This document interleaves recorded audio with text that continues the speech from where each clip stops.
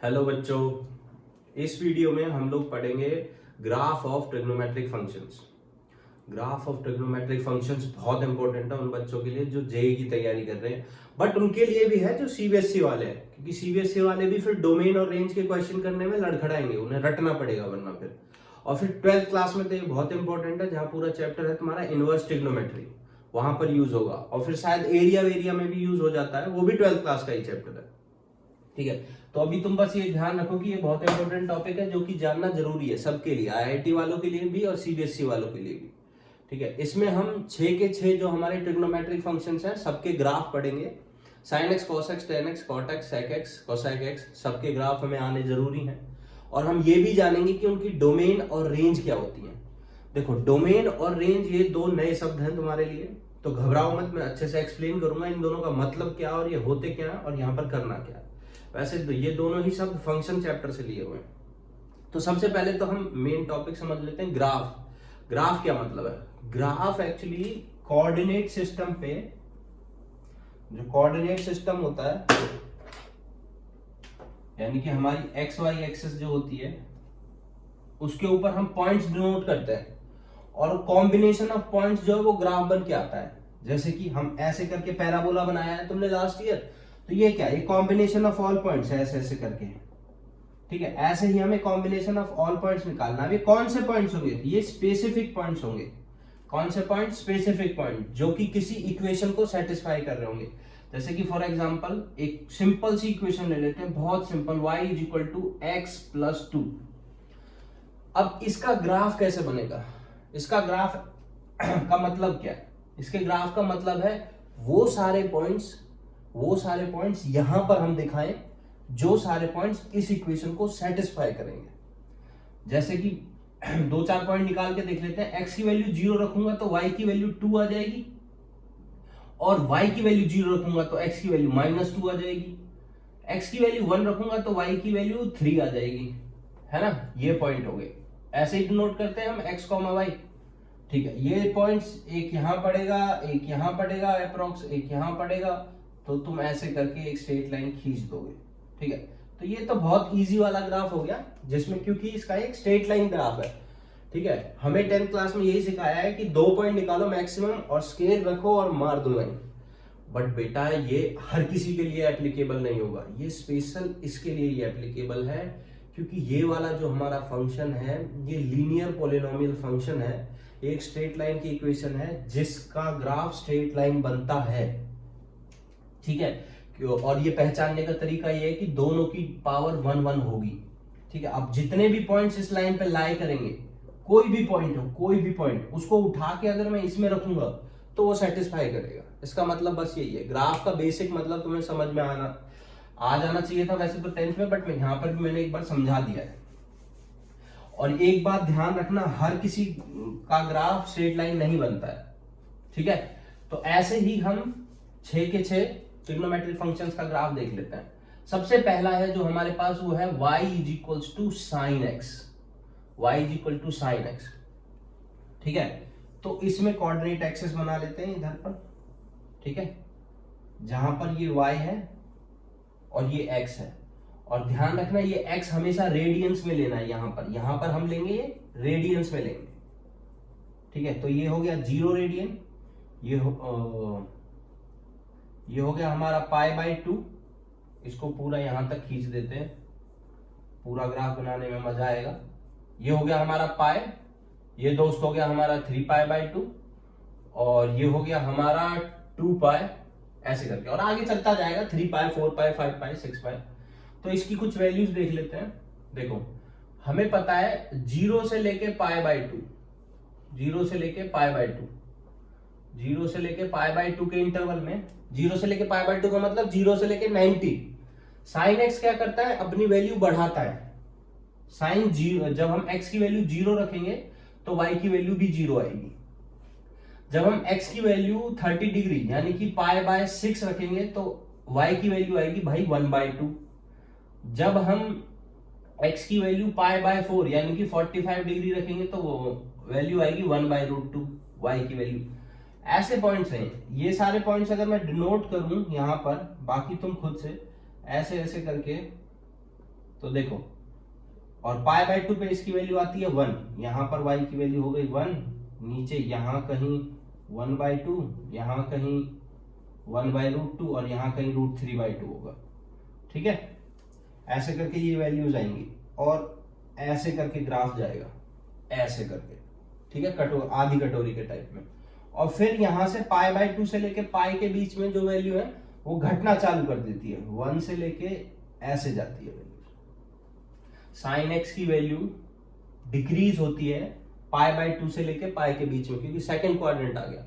अगर तुम निकालोगे यहाँ पर, जैसे कि ये 120 डिग्री है और 150 की, यहाँ पर सबसे पहले पड़ेगा 120, यहाँ पड़ेगा 150, क्योंकि ये तुम्हें पता है 180 है। तो जो 120 डिग्री की वैल्यू होगी वो 150 से ज्यादा होगी, तो खुद चेक कर सकते हो। ये साइन 120 डिग्री की वैल्यू निकालो, साइन 150 डिग्री की वैल्यू निकालो और चेक करो।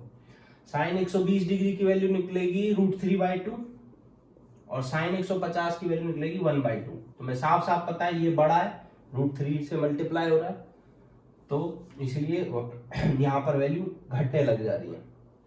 ठीक है, इसके बाद ये आता है पाई बाय 2 से इस वाले इंटरवल में, पाई से लेके 3π/2, इस इंटरवल में इसकी वैल्यू नेगेटिव हो जाती है, मतलब नीचे आ जाती है। और 3π/2 पे वैल्यू जो होती है साइन 3π/2 की वैल्यू -1 होती है। तो यहां पर अगर ये पॉइंट कौन सा है जिसमें x की वैल्यू तो है 3π/2 और y की वैल्यू कितनी है -1। ध्यान से देखो, ठीक है, x की वैल्यू मैंने अगर इसमें 3π/2 रखी तो y की वैल्यू -1 आएगी। यहां पर 1 आ रही है π/2 पे, और यहीं से फिर ऐसे चला जाता है ग्राफ, वैल्यूज नेगेटिव 2π की तरफ जाके साइन 2π पे 0 हो जाता है।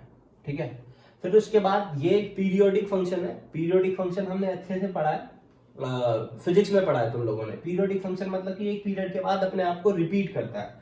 इसका पीरियड है 2π, तो 2π के बाद रिपीट करेगा, जैसा अभी है आगे फिर वैसा ही बन जाएगा। ठीक है, और जैसा इधर है उससे इधर भी ऐसा ही बनेगा। तो ये हो गया हमारा साइन एक्स का ग्राफ। और जो ये वाली वैल्यू होगी वो -π/2 होगी, ये वाली -π होगी। आगे देखा जाए तो ये वाली वैल्यू कितनी होगी 2π, 2π में π/2 ऐड कर दो, ये वाला जो इंटरवल होता है ये π/2 का इंटरवल होता है। 2π + π/2 आई गेस 5π/2 होगा, और ये वाला होगा तुम्हारा 3π। ऐसे करके आगे चला जाएगा। अच्छा, ये हो गया हमारा प्रॉपर साइन एक्स का ग्राफ, y = sin x का ग्राफ। ठीक है, अब दोस्तों देखो, अब आता है यहां पर डोमेन और रेंज का चक्कर। ठीक है, दो वर्ड है नए बिल्कुल, डोमेन और रेंज। मैं बिल्कुल भी एक्सपेक्ट नहीं कर रहा कि तुम्हें इनके बारे में कुछ पता होगा, और पता होना भी नहीं चाहिए मोस्ट प्रोबेबली, बट किसी ने पढ़ लिया है तो बहुत अच्छा। ठीक है, डोमेन और रेंज। देखो, डोमेन का मतलब होता है किसी भी फंक्शन की अगर डोमेन बोला जाए तो डोमेन का मतलब है कि x की वैल्यू क्या क्या डाल सकते हैं उस फंक्शन में। ध्यान दो, डोमेन का मतलब है कि x की वैल्यू क्या क्या डाल सकते हैं फंक्शन के अंदर।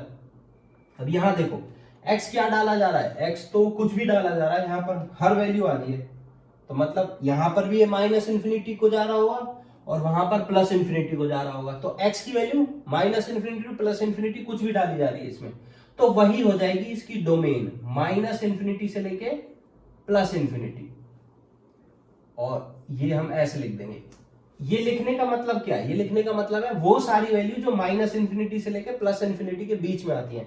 -∞ इधर पड़ता है नेगेटिव की तरफ, +∞ उधर पड़ता है, उसके बीच की सारी वैल्यू इसमें आ गई। और जो ये वाला ब्रैकेट मैंने लगाया है, इसका ये इन ब्रैकेट्स को बोलते हैं ओपन ब्रैकेट। हमारे पास ये वाले ओपन ब्रैकेट होते हैं, इसका मतलब होता है ये इन्फिनिटी वाली वैल्यू इंक्लूड नहीं है, मतलब कि हम यहाँ इन्फिनिटी नहीं रख सकते। कहने का मतलब क्या है, इन्फिनिटी नॉट डिफाइंड है। अगर हम यहाँ पर ये बोल देंगे कि इन्फिनिटी भी रख सकते हैं, तो इसका मतलब है हमने इन्फिनिटी को डिफाइन कर दिया, बोल दिया कि ये वाली वैल्यू रख सकते हैं, इससे आगे की वैल्यू अब नहीं रख सकते, तो वो गलत हो जाएगा। इन्फिनिटी को तुम डिफाइन नहीं कर सकते, तो इन्फिनिटी के केस में ओपन ब्रैकेट ही लगाएंगे। अभी अगर ओपन ब्रैकेट का चक्कर समझ में ना आया तो भूल जाओ इसको। ठीक है, बस इतना ध्यान रखो, इसकी डोमेन जो है -∞ से लेके +∞ तक है। ओपन ब्रैकेट क्लोज ब्रैकेट हम सेट्स चैप्टर में पढ़ेंगे। ठीक है, और वो कोई बड़ी बात नहीं है ऐसी, ठीक है। अच्छा, अब देख लेते हैं इसकी रेंज, और रेंज का मतलब क्या है। डोमेन का तो मतलब था कि x की वैल्यू क्या क्या डाल सकते हैं, और रेंज का मतलब है y की वैल्यू क्या क्या निकल के आएगी जब तुम x की वैल्यू डाल दोगे।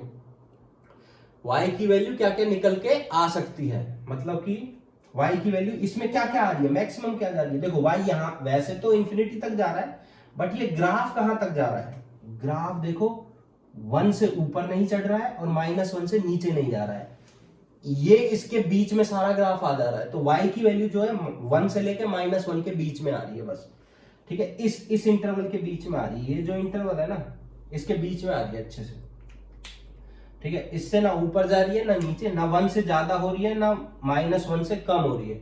तो इसको भी लिख देते हैं, तो इसकी रेंज हो जाएगी -1 से लेके 1, ठीक है।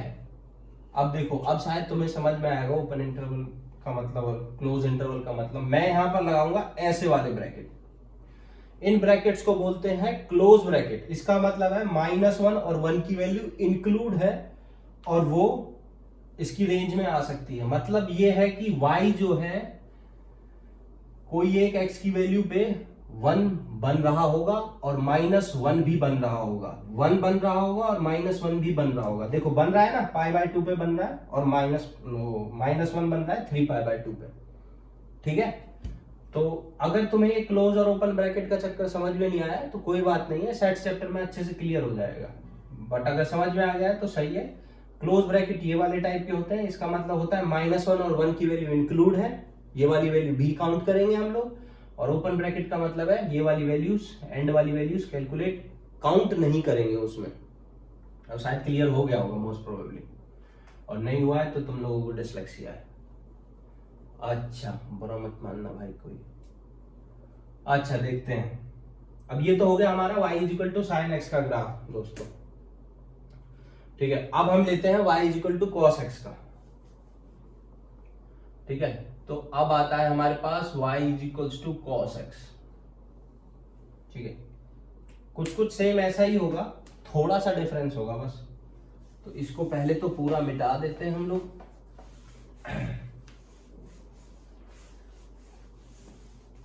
ठीक है। ब्लू ब्लू हो गया सारा। हाँ, y = cos x में देखो फिर से वही वैल्यू रखते हैं। जब हमारा x 0 होता है तो y 1 होता है, हमें पता है। जब हम 0 रखते हैं यहाँ पर x की जगह तो y की वैल्यू 1 आती है। और जैसे जैसे हम इसको बढ़ाते हैं, जैसे कि π/6 करेंगे तो वैल्यू आएगी √3/2, π/3 करेंगे तो वैल्यू आएगी 1/2 इसके बीच में। तो देखो ये वैल्यू अब घट रही है, y की वैल्यू इस तरफ घट रही है। 1 से छोटा होता है √3/2, √3/2 से छोटा होता है 1/2, इसके आगे आएगी वैल्यू π/2, π/2 पे इसकी वैल्यू हो जाती है 0, और 0 इन सबसे छोटा होता है। तो जो cos x का ग्राफ बनेगा, y = cos x का ग्राफ थोड़ा सा उल्टा बनेगा, बाकी sin x की तरह ही बनेगा। cos x में जो 0 पे वैल्यू होती है वो 1 होती है, और π/2 पे वैल्यू होती है वो 0 होती है ना। 0 पे वैल्यू 1 हो रही है और π/2 पे वैल्यू 0 हो रही है। तो ग्राफ उसके बाद डिक्रीज होता है, तो ऐसे जाता है। उसके बाद यहां तुम्हारा पाई होगा, यहां तुम्हारा 3π/2 होगा, और यहां तुम्हारा 2π होगा। उसके बाद ये वैल्यू ऐसे बढ़ेगी, ऐसे करके फिर ऐसे जाएगी।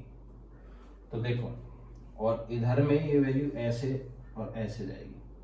ये कितना है, -π/2, -π/2। ये देखो फोर्थ क्वाड्रेंट है, ये फर्स्ट क्वाड्रेंट है, ये सेकंड क्वाड्रेंट है, ये थर्ड क्वाड्रेंट है, ये फोर्थ है, ये फिफ्थ है, ठीक है। फिफ्थ क्वाड्रेंट नहीं है, फिफ्थ क्वाड्रेंट का मतलब फर्स्ट क्वाड्रेंट ही होता है, क्योंकि घूम के फिर से वहीं आ जाते हैं। 2π + θ फर्स्ट क्वाड्रेंट में आ गए, हमने पढ़ा हुआ है अच्छे से। अच्छा देखो, यहां पर इसकी मैक्सिमम वैल्यू कितनी जा रही है, 1, और मिनिमम वैल्यू जो जा रही है वो -1 जा रही है, ठीक है। और x की वैल्यू हम कुछ भी रख सकते हैं इसमें, ठीक है। और बस ग्राफ जो sin x का था सेम वैसा ही, बस थोड़ा सा इधर खिसक गया है। कोऑर्डिनेट एक्सिस वही है, जहां पर उसकी वैल्यू मिनिमम थी इसकी वैल्यू मैक्सिमम है। और cos x और sin x का बहुत रिलेटेबल ग्राफ है अगर तुम देखना चाहो। बट इसमें आती है बात डोमेन की और रेंज की। डोमेन और रेंज तुम्हें पता है, तुम शायद इसमें से देख के बता सकते हो। डोमेन का मतलब है कि x की वैल्यू क्या क्या रख सकते हैं, तो सारी रख सकते हैं। तो फिर से वही वाली चीज हो जाएगी माइनस इन्फिनिटी टू इन्फिनिटी और ओपन ब्रैकेट। इन्फिनिटी पे हमेशा ओपन ब्रैकेट लगाते हैं, चाहे कुछ हो जाए, चाहे कुछ हो जाए, इन्फिनिटी पे हमेशा ओपन ब्रैकेट लगेगा। रेंज में अब वैल्यू आ रही है -1 से लेके 1। रेंज का मतलब फिर वही कि y की वैल्यू कहां से कहां तक आ सकती है। तो भाई -1 से 1 के बीच में कोई भी वैल्यू आ सकती है, बस। ना 1 से ज्यादा आ सकती। ग्राफ दिख रहा है तुम्हें, यहां कहीं ग्राफ दिख रहा है, जैसे कि 5 है, यहां पर कहीं वैल्यू 5 होगी, तो 5 आके जाके कभी इस ग्राफ में टकराएगा नहीं, क्योंकि ये ग्राफ नीचे नीचे इसी पोर्शन में खत्म हो जा रहा है। तो इसकी रेंज जो है वो -1 से लेके 1 है, और दोनों पे क्लोज ब्रैकेट आएगा, क्योंकि वैल्यू -1 भी हो सकती है और 1 भी हो सकती है। ठीक है, तो ये हो गया हमारा cos x का ग्राफ, y = cos x। अब y = tan x का ग्राफ देख लेते हैं। y = tan x का ग्राफ भी बहुत इजी है, ठीक है, बट इन दोनों से थोड़ा सा अलग है। ठीक है, जैसे कि देख लेते हैं y = tan x। थोड़ा सा घुमा के ग्राफ, ये एक्चुअली डांस करता है ग्राफ। तो ये 0 हो गया भाई तुम्हारा, ये हो गया π/2, ये हो गया भाई तुम्हारा पाई, ये 3π/2, ये 2π, ऐसे करके ये कुछ होगा 5π/2, ये होगा तुम्हारा -π, ये होगा सॉरी -π/2, -π, -3π/2। अब तुम्हें पता है x की वैल्यू अगर मैं 0 रखूंगा तो y की वैल्यू भी 0 आएगी, तो मतलब ग्राफ पक्का यहां से पास करेगा। अगर x की वैल्यू में 90 यानी कि π/2 रखता हूं तो y की वैल्यू 1/0 हो जाती है, नॉट डिफाइंड। वो होता है इन्फिनिटी। 1/0 इन्फिनिटी होता है, नॉट डिफाइंड, मतलब कि डिफाइंड नहीं है, उसी को इन्फिनिटी कहते हैं। तो ये 1/0 हो जाती है, तो यानी कि π/2 पे इसकी वैल्यू इन्फिनिटी को टेंड कर रही है, इन्फिनिटी को। ठीक है, इन्फिनिटी को कहीं यहां पर ऊपर जा रही होगी। y की वैल्यू जो है, ये y की वैल्यू कहीं ऊपर जा रही होगी जब हम π/2 रखे हुए, बहुत बड़ी वैल्यू आएगी, बहुत बड़ी, जो कि डिफाइंड नहीं है, अरबों करोड़ों जिलियन बिलियन पता नहीं क्या क्या में। ठीक है, और माइनस, जब तुम यहाँ -π/2 रखोगे तो ये -1/0 आएगी। ठीक है, तो वो माइनस इन्फिनिटी को टेंड करेगी, और माइनस इन्फिनिटी कहाँ होगा, यहाँ होगा माइनस इन्फिनिटी, नीचे, बहुत नीचे, पता नहीं कहाँ, जो हमें डिफाइन नहीं है कहां पर है, बट हमें ये पता है कि नीचे होगा। तो देखो वहां से वैल्यू आ रही है और यहां वैल्यू जा रही है, तो इसका ग्राफ बनेगा ऐसे। ऐसे ही नेक्स्ट में होगा 3π/2, वहां से वैल्यू आएगी और यहां को वैल्यू जाएगी। ऐसे ही नेक्स्ट में होगा, मैं ये खराब नहीं करना चाहता, वहां को वैल्यू जाएगी माइनस इन्फिनिटी से प्लस इन्फिनिटी से माइनस इन्फिनिटी को जा रही है। यहां पर भी सेम ऐसा ही होगा, यहां से आएगी, यहां को जाएगी। तो देखो ऐसे करके ग्राफ है, और अच्छे से अगर देखना है, ये कर्व मेरे से बनी नहीं है, वरना एक प्रॉपर ऐसे कर्व ऐसे जाती है एकदम प्रॉपर। तो ये तुम एनसीईआरटी में देख सकते हो, अच्छे से देखना, क्योंकि हाथ से कभी भी तुमसे प्रॉपर बनेगी नहीं। ठीक है, तो इसकी ग्राफ है ये, और ध्यान दो ये π/2 पे कहीं पर भी टच नहीं हो रहा है, कहीं पर भी टच नहीं हो रहा है। ये जो ग्राफ है और ये वाली लाइन है π/2 वाली, ये टच नहीं हो रही है। तो π/2 टच नहीं हो रहा है, 3π/2 टच नहीं हो रहा है, 5π/2 टच नहीं हो रहा है, -π/2 टच नहीं हो रहा है, -3π/2 टच नहीं हो रहा है। ठीक है, यहां से अभी एक चीज पता चलेगी हमें, जैसे कि हम अब मेन तो वही है, डोमेन और रेंज है ना, तो इसकी डोमेन क्या होगी, जो जो x की वैल्यू हम रख सकते हैं, जिस जिस पे ये फंक्शन डिफाइन है x की वैल्यू पे। खाली इन वैल्यूज पे, जहां मैंने ये रेड कलर से सर्कल लगाए हैं, वहां पर tan x की कोई वैल्यू नहीं आ रही है, मतलब नॉट डिफाइन आ रहा है, तो वो हम डोमेन में से हटा देंगे, बाकी सब डोमेन में रहेगा। तो इसकी डोमेन हम क्या रखेंगे, डोमेन रखेंगे इसकी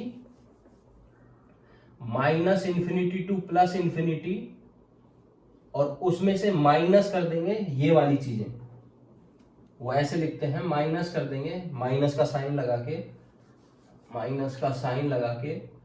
ये वैसे है क्या, इन पॉइंट्स को लिखेंगे कैसे, तुम अगर ध्यान से देखोगे तो ये ऑड इंटीग्रल मल्टीपल ऑफ π/2 है, π/2 के ऑड इंटीग्रल मल्टीपल।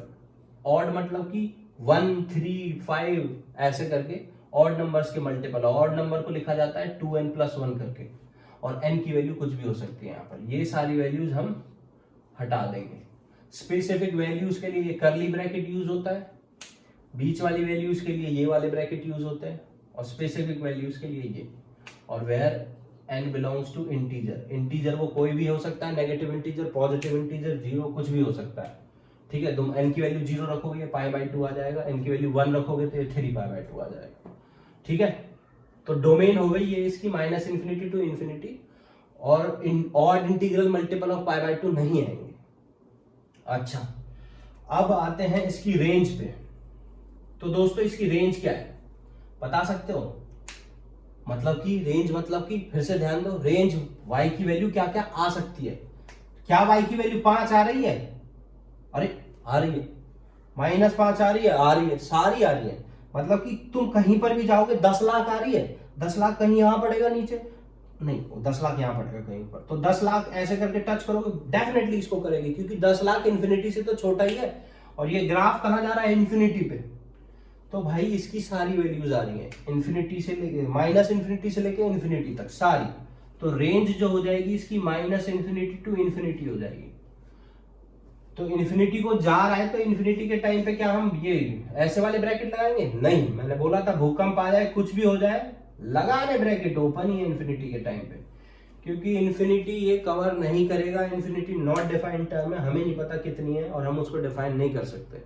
अगर तुम ऐसे लगा रहे हो तो इसका मतलब तुम रामानुजन हो और तुमने इन्फिनिटी डिफाइन कर दिया है, और उससे भी नहीं हुआ था, पता नहीं हुआ था कि नहीं हुआ था, वो बहुत बढ़िया आदमी था यार, सॉरी। ठीक है, अच्छा यहाँ पर इन्फिनिटी पे हमें ओपन ब्रैकेट लगाने हैं, और रामानुजन की बात हम भूल जाएंगे बिल्कुल ही, केस ना हो जाए मेरे पे कोई। बाकी ये सब सही है। ठीक है, tan x का ग्राफ हो गया।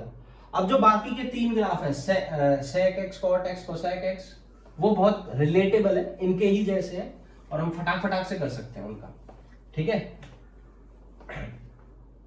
अब जैसे कि अगर हमें y = cot x का निकालना है, तो cot x का बिल्कुल रिलेटेबल है tan x से, जहां, क्योंकि cot x क्या होता है? 1/tan x होता है, 1/tan x cot x। तो इसका मतलब क्या है? cot x तुम्हारा 1/tan x होता है।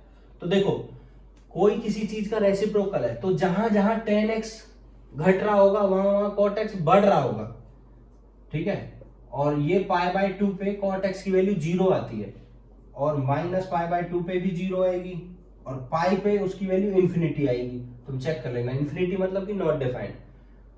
और यहाँ पे ये आएगा 3π/2, ये आएगा 2π, ये आएगा 5π/2। ठीक है, तो इस पे उसकी वैल्यू 0 आएगी, और यहाँ पर ये हो गया 4th क्वाड्रेंट। तो ये हम पहले तो वो लाइन खींच लेते हैं जिससे कि हम इन्फिनिटी डिफाइन कर सकें, बट हम वो अभी इस पे नहीं खींचेंगे, क्योंकि इस पे वैल्यू तो 0 आएगी। ठीक है, हमारा फंक्शन π/2 पे इन्फिनिटी नहीं होता, 0 होता है। ठीक है, और 0 पे cot की x की वैल्यू अगर मैं 0 रखूं तो y की वैल्यू आएगी 1/0, जो कि नॉट डिफाइंड होती है। तो फंक्शन चलेगा यहां से, ये आगे सेकंड क्वाड्रेंट में नेगेटिव होता है, तो ऐसे करके जाएगा फंक्शन ऐसे। पाई पे उसकी वैल्यू क्या जा रही है भाई? इन्फिनिटी। ठीक है,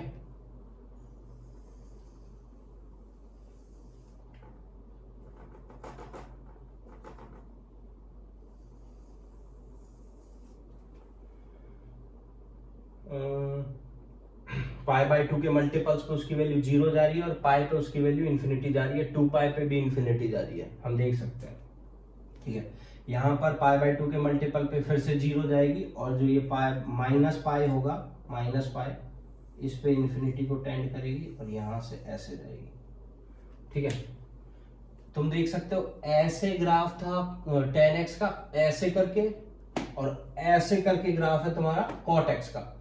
अगर तुम्हें कभी भी ये लहर बनाने में दिक्कत हो, मतलब कि ऐसे वैसे, तो वो वाली चीजें चेक कर लेना कि फर्स्ट क्वाड्रेंट में कौन पॉजिटिव कौन नेगेटिव होता है। जैसे कि तुम्हारा फर्स्ट क्वाड्रेंट ये है, सेकंड ये है, थर्ड ये है, फोर्थ ये है, फिर से फर्स्ट ये है, सेकंड ये है। तो देखो फर्स्ट क्वाड्रेंट में cot x पॉजिटिव है, पॉजिटिव वाली वैल्यू ले रखी है, यहाँ पर y पॉजिटिव है, यहाँ पर y नेगेटिव है, और सेकंड क्वाड्रेंट में cot x नेगेटिव होता है, थर्ड क्वाड्रेंट में कॉट एक्स पॉजिटिव कर रखा है, जो कि होता है, हमें पता है। फोर्थ क्वाड्रेंट में फिर से नेगेटिव कर रखा है, जो कि होता है, वो सही है। -π/2 ये वाला फोर्थ क्वाड्रेंट पड़ेगा जिसमें नेगेटिव कर रखा है, ये वाला थर्ड क्वाड्रेंट पड़ेगा जिसमें पॉजिटिव कर रखा है, तो इसका मतलब हमारा ग्राफ बिल्कुल सही है। तो यहां से cot x tan x का बिल्कुल रिलेटेबल ग्राफ है, एक जैसा बिल्कुल। बस हम देख सकते हैं कि थोड़ा सा घुमा के अब डोमेन और रेंज देख लेते हैं इसकी फटाक से। टाइम कम है हमारे पास, वीडियो रुक जाएगी, स्पेस नहीं है। रेंज डोमेन जो होगी इसकी, मतलब x की कौन कौन सी वैल्यू रख सकते हैं? x की देखो भैया कुछ भी वैल्यू रख सकते हैं, -∞ से लेके +∞। हाँ, कोई सोच रहा होगा कि कुछ नहीं रख सकते, कौन कौन सी नहीं रख सकते? वो रेड पेन से सर्कल कर देते हैं। देखो 0 नहीं रख सकते, 0 पे इन्फिनिटी हो रही है। पाई नहीं रख सकते, 2π नहीं रख सकते, 3π नहीं रख सकते, -π नहीं रख सकते, तो इंटीग्रल मल्टीपल ऑफ पाई नहीं रख सकते। तो कौन सी नहीं रख सकते? nπ वाली वैल्यूज नहीं रख सकते, और n बिलोंग्स टू इंटीजर, ठीक है। और इसकी रेंज क्या होगी? रेंज सेम होगी जैसा कि tan x की रेंज थी, क्या? -∞ टू ∞, और इंफिनिटी पे वही ओपन ब्रैकेट आएगा, ठीक है। तो इसकी डोमेन और रेंज बिल्कुल क्लियर हो गई आराम से, ठीक है। ये ग्राफ और फिर भी होगा उसमें एनसीईआरटी में, देख लेना वहां पर, और अच्छे से क्लियर हो जाएगा।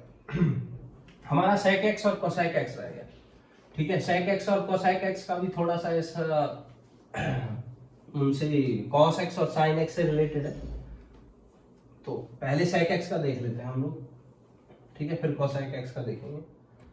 तो y is equal to sec x, y is equal to sec x। तो sec x होता क्या? 1/cos x होता है, 1/cos x, तो ये cos x से रिलेटेड होगा, ठीक है। cos x का ग्राफ कैसे होता है, मैं उसको ऐसे करके बना देता हूं, क्योंकि हमें cos x के ग्राफ की मदद लेनी है इसमें, इसलिए मैं cos x का ग्राफ बना रहा हूं। अभी पता चल जाएगा मदद कैसे लेनी है। तो देखो ये वाली वैल्यू 0, ये वाली वैल्यू π/2, ये वाली वैल्यू पाई, ये वाली वैल्यू हमारी 3π/2, ये वाली वैल्यू हमारी 2π, ये वाली 5π/2, ठीक है। ये वाली वैल्यू हमारी -π/2, ये वाली वैल्यू पाई, और ये वाली -3π/2, ठीक है। अब देखो ये हो गया कॉस का ग्राफ। अब तुम देख सकते हो यहां इस लाइन से इस लाइन के बीच में पहले तो sec x का ग्राफ बना लेते हैं। ये समझ में आ गया तो सारा समझ में आ जाएगा। जब cos x की वैल्यू 1 होगी, कब? जब x को 0 रखेंगे। x को 0 अगर वहां रख दिया तो cos x की वैल्यू 1 हो जाएगी, तो ये 1/1 sec x भी 1 हो जाएगा। तो इस पॉइंट पे जब x 0 होता है तो sec x और cos x दोनों इक्वल होते हैं। कितनी वैल्यू होती है? 1। तो ये पॉइंट ऐसा होगा जो कि कॉमन पॉइंट है cos x और sec x में। अब जैसे जैसे cos की वैल्यू यहां पर घट रही है, ऐसे ऐसे sec की वैल्यू बढ़ेगी। जैसे जैसे यहां पर cos की वैल्यू घट रही है, ऐसे ऐसे sec की वैल्यू बढ़ेगी। ऑब्वियसली cos जैसे 1 से लेकर रेसिप्रोकल फंक्शन है ना, दोनों इनवर्सली प्रोपोर्शनल है, ठीक है। तो जैसे जैसे cos घट रहा है sec बढ़ रहा है, और ये इन्फिनिटी को टेंड कर रहा है, ठीक है। ध्यान करो π/2 पे जो sec x होगा वो इन्फिनिटी को टेंड करेगा, 1/0 हो जाएगा। ऐसे ही यहां पर ये वाली पे इक्वल होगी, और यहां से ऐसे बन जाएगी कटोरी, और यहां से ऐसे बन जाएगी, ठीक है। और ये यहां से ऐसे खींचना मत भूलना, ताकि तुम इसको कट ना कर दो। ये अटैच नहीं होने चाहिए, वरना तो तुम इन्फिनिटी को डिफाइन कर दे रहे हो अगर ये अटैच हो जा रहे हैं तो, ठीक है। ये ऐसे जा रहा है और ये इन्फिनिटी को टेंड कर रही है ऐसे करके, ठीक है। ये ऐसे जा रहा है, नीचे अलग होगा, और यहाँ पे ये ऐसे करके होगा। तो जो ये वाला तुम्हारा ग्राफ है ये बाद में हम मिटा देंगे ऐसे करके, ठीक है। ये वाला तुम्हारा असली ग्राफ नहीं है, जो ब्लू कलर में है सिर्फ वही तुम्हारा ग्राफ है, ठीक है। रेड वाला तो मैंने समझाने के लिए, ताकि हमें एक आइडिया लग जाए कि कैसा बनेगा ग्राफ। और ये वाली लाइंस तुम्हारी क्या बता रही है? सिर्फ कि π/2 से टच नहीं हो रहा है। ये वाली लाइंस तुम्हारी, ये वाली लाइंस जो है वो ग्राफ के अंदर नहीं आती है, ये ग्राफ में नहीं बनानी है, ये बस वैसे ही डैश डैश करके दिखा देनी है, डैश डैश करके कि ये भाई इससे टच नहीं हो रहा है, ये इससे इधर इधर है और ये इससे उधर उधर है, इसलिए।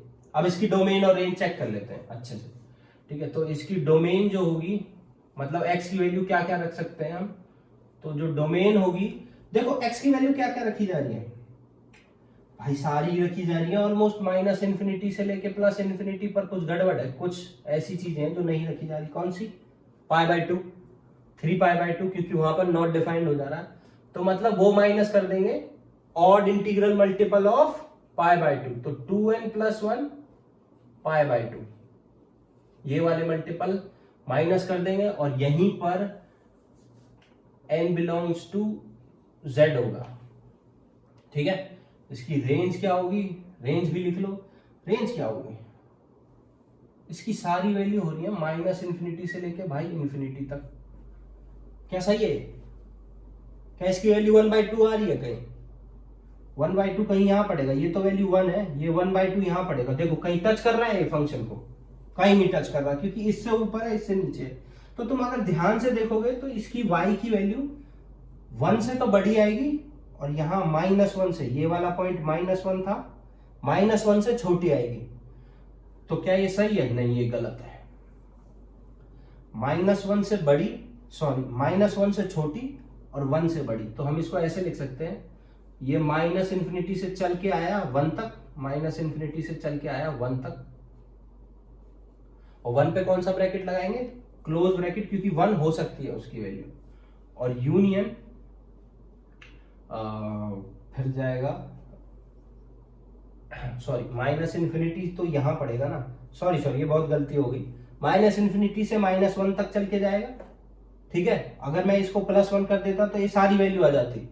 माइनस इन्फिनिटी से -1 तक चल के जाएगा, फिर ब्रेक मारेगा, ठीक है, और फिर चलेगा 1 से लेके इन्फिनिटी तक। 1 से, ये माइनस इन्फिनिटी नहीं है, ये प्लस इन्फिनिटी है, 1 से लेके इन्फिनिटी तक। बोर्ड का एंगल वैसा है तो देखने में दिक्कत होती है, मैंने क्या गलती कर दी है, क्लोज ब्रैकेट लगा दिया जबकि आएगा ओपन ब्रैकेट। ठीक है, इसका मतलब क्या है, ये जो मैंने यू लगाया है, इस यू को कहते हैं यूनियन। इसका मतलब है जोड़, ये वाली वैल्यू भी और ये वाली वैल्यू भी, दोनों का कॉम्बिनेशन। इसका मतलब ये भी तुम सेट चैप्टर में अच्छे से पढ़ोगे कि यूनियन का मतलब क्या। तो ये वाली वैल्यू और ये वाली वैल्यू मिला के इसका क्या हो जाएगा भाई, इसकी रेंज हो जाएगी सारी वैल्यूज एक्सेप्ट -1 से 1 के बीच में। ठीक है, सारी वैल्यूज एक्सेप्ट -1 से 1 के बीच में। तो ऐसे ही सेम ग्राफ होगा, सेम बिल्कुल कोसेक एक्स का, सेम ऐसा ही ग्राफ होगा किसका, कोसेक एक्स का। बाद में याद आता है मुझे, मेरे पास एक कपड़ा पड़ा है। अच्छा, तो यहां से आ जाएगा y = cosec x. Cosec x के लिए भी हमें फिर से वही करना है, क्या कि पहले साइन एक्स का बना देते हैं भाई। साइन एक्स का जल्दी जल्दी अगर मैं बनाऊं तो ऐसे ऐसे ऐसे ऐसे ऐसे बनेगा, और जहां जहां साइन एक्स छोटा हो डिक्रीज होगा वहां वहां कोसेक एक्स इंक्रीज हो जाएगा। ठीक है, और उसकी यहाँ पर वैल्यू 1 पर, यानी कि ये कितना 90 डिग्री पे π/2 पे, ये वाली वैल्यू पाई, ये वाली वैल्यू 3π/2, और ये वाली वैल्यू 2π, ये वाली वैल्यू 5π/2, और ये वाली वैल्यू -π/2, और ये वाली वैल्यू -π। तो इस पे तो दोनों की वैल्यू बराबर रहेगी। मैं जो ब्लू पेन से बना रहा हूं वो ग्राफ होगा सिर्फ कोसेक एक्स का। तो देखो यहां से सबसे पहले तो ये लाइन खींच लेना, ये लाइन इसलिए खींच रहा हूं ताकि मैं टच ना करूं। ठीक है, ऐसे करके हो जाएगा, जहां जहां ये डिक्रीज हो रहा है वहां वहां ये इंक्रीज हो रहा है, जहां जहां ये डिक्रीज हो रहा है वहां वहां इंक्रीज हो रहा है। ठीक है, और ऐसे बन जाएगा, और यहाँ पर लाइन ऐसे खींच देंगे, यहाँ पर ऐसे बन जाएगा, यहाँ पर ऐसे बन जाएगा। ठीक है, अब इसकी डोमेन और रेंज देख लेते हैं।